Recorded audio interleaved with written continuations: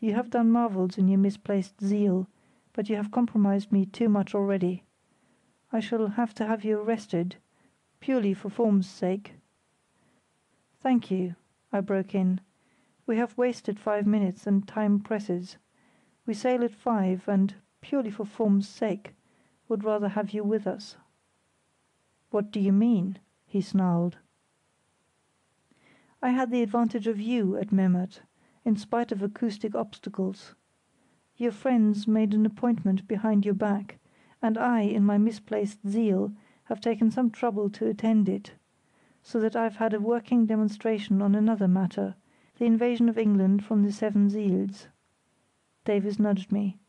"No, I should let that pistol alone, and no, I wouldn't ring the bell. You can arrest us if you like, but the secret's in safe hands." "You lie!" He was right there, but he could not know it. "Do you suppose I haven't taken that precaution? But no names are mentioned." He gave a sort of groan, sank into a chair, and seemed to age and grizzle before our very eyes. "What did you say about immunity and Clara?" he muttered. "We're friends, we're friends!" burst out Davies, with a gulp in his voice. "We want to help you both." Through a sudden mist that filmed my eyes I saw him impetuously walk over and lay hands on the other's shoulder. "Those chaps are on our track, and yours. Come with us. Wake her, tell her. It'll be too late soon." X shrank from his touch. "Tell her? I can't tell her. You tell her, boy." I was huddling back into his chair. Davies turned to me. "Where's her room?" I said sharply. "Above this one." "Go up, Carruthers," said Davies. "Not I shall frighten her into a fit." "I don't like to." "Nonsense, man. We'll both go, then." "Don't make a noise," said a dazed voice. We left that huddled figure and stole upstairs, thickly carpeted stairs, luckily. The door we wanted was half open, and the room behind it lighted. On the threshold stood a slim white figure, barefooted, bare-throated. "What is it, father?" she called in a whisper. "Whom have you been talking to?" I pushed Davies forward, but he hung back. "Hush, don't be frightened," I said. "It's I, Carruthers, and Davies. May we come in? Just for one moment?" I gently widened the opening of the door, while she stepped back and put one hand to her throat. "Please come to your father," said I. "We are going to take you both to England in the Dulcibella. Now, at once." She had heard me, but her eyes wandered to Davies. "I understand not," she faltered, trembling and cowering in such touching bewilderment that I could not bear to look at her. "For God's sake, say something, Davies," I muttered. "Clara," said Davies, "will you not trust us?" I heard a little gasp from her. There was a flutter of lace and cambric, and she was in his arms, sobbing like a tired child, her little white feet between his great clumsy sea boots, her rose-brown cheek on his rough jersey. "It's past 4, old chap," I remarked brutally. "I'm going down to him again. No packing to speak of, mind. They must be out of this in half an hour." I stumbled awkwardly on the stairs (again that tiresome film), and found him stuffing some papers pell-mell into the stove. There were only slumbering embers in it, but he did not seem to notice that. "You must be dressed in half an hour," I said, furtively pocketing a pistol which lay on the table. "Have you told her? Take her to England, you two boys. I think I'll stay." He sank into a chair again.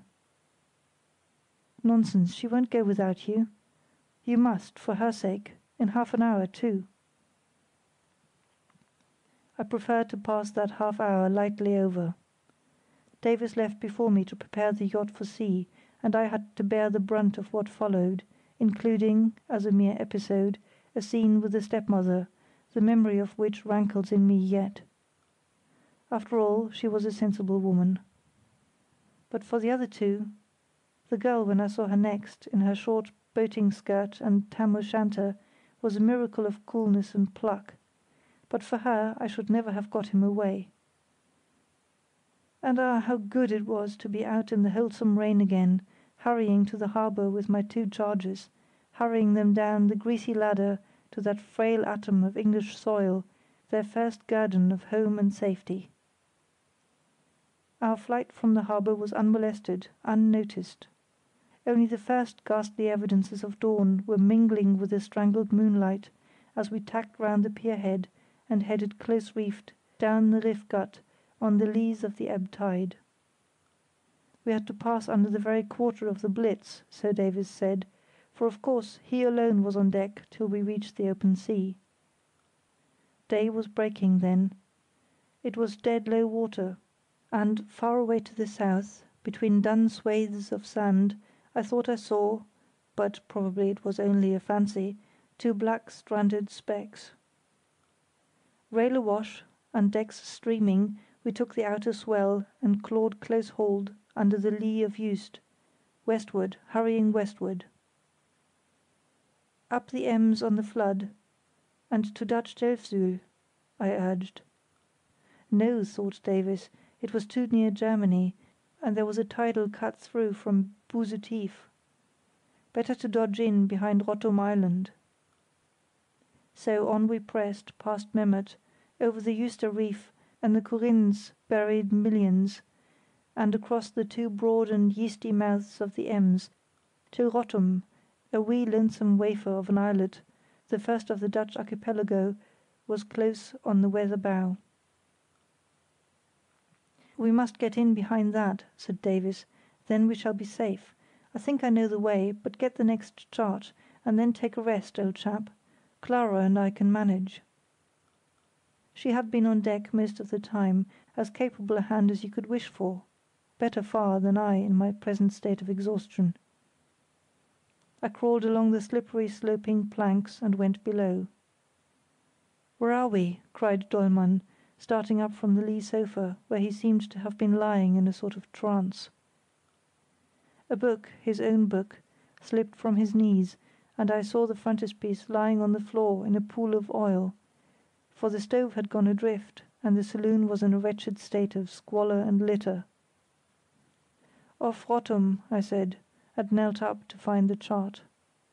There was a look in his eyes that I suppose I ought to have understood, but I can scarcely blame myself, for the accumulated strain, not only of the last 3 days and nights, but the whole arduous month of my cruise with Davies, was beginning to tell on me, now that safety and success were at hand. I handed up the chart through the companion, and then crept into the reeling forecastle and lay down on the spare sailbags, with the thunder and thump of the seas around and above me. I must quote Davies for the event that happened now, for by the time I had responded to the alarm and climbed up through the forehatch, the whole tragedy was over and done with. "X came down the companion," he said, "soon after you went down. He held on by the runner, and stared to windward at Rottum, as though he knew the place quite well. And then he came towards us, moving so unsteadily that I gave Clara the tiller, and went to help him. I tried to make him go down again, but he wouldn't, and came aft. "'Give me the helm,' he said, half to himself. "'Sea's too bad outside, there's a short cut here.' "'Thanks,' I said, 'I know this one.' I don't think I meant to be sarcastic.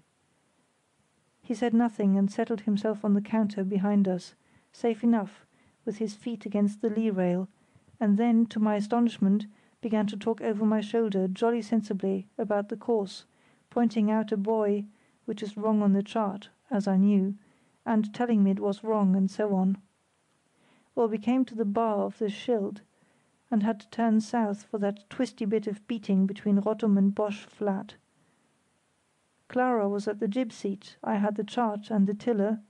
You know how absent I get like that. There was a bobble of sea, and we both had heaps to do, and, well, I happened to look round, and he was gone. He hadn't spoken for a minute or two,